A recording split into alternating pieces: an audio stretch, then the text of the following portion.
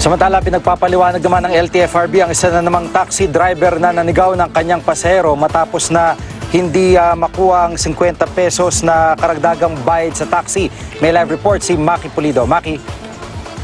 Alam mo, Jiggy, sa mga litratong pinost sa Facebook, kitang-kita sa mukha yung galit ng taxi driver.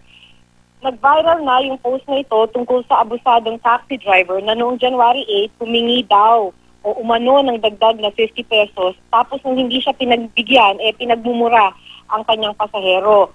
Di mo dumaan pa ang driver sa mga maling kalsada para lang madagdagan ang metro. Hindi pa formal na nakapaghain ng reklamo ang pasahero sa LTFRB, pero nang makaabot ito sa ahensya, agad inaksyonan. Kaya kanina, bago magtanghali, nagpunta na yung process server ng LTFRB sa opisina ng Premium Taxi sa San Miguel Village sa Makati. Ibinigay sa operator yung show cause order. Kailangan magpaliwanag ng operator pati ng driver at kailangan sumipot sila sa hearing ng LTFRB sa January 20. Tumangging magbigay ng pahayag yung taxi operator. Ilang prangkisa yung hawak ng operator para sa iba't ibang taxi na pinapatakbo nito. Ayon dun sa operator, ang pangalan ng driver ay Rolando Camara. 5 taon na raw siyang nagmamaneho para sa Premium Taxi.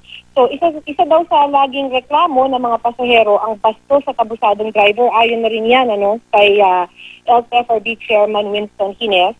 Kaya balak daw ng LTFRB na puwersahin na yung mga operator na dapat dumaan sa driving school ng LTFRB ang mga driver para maturuan daw ng tamang asal. Jiggy? Maraming salamat, Maki Pulido.